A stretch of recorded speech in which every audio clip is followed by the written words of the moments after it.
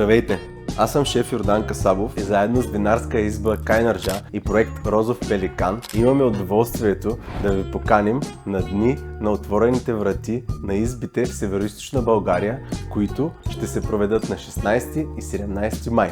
Очаква ви едно истинско винено преживяване, където ще разгледате винарната отвътре и ще се запознаете отблизо с целия процес от лозето до бутилката.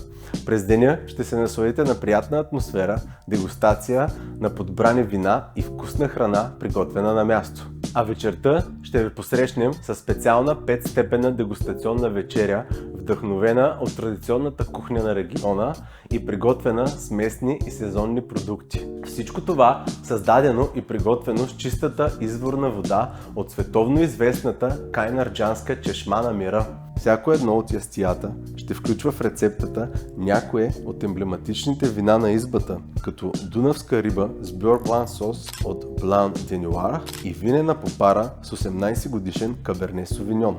Местата за вечерята са ограничени, затова запазете своето още днес. Очакваме ви!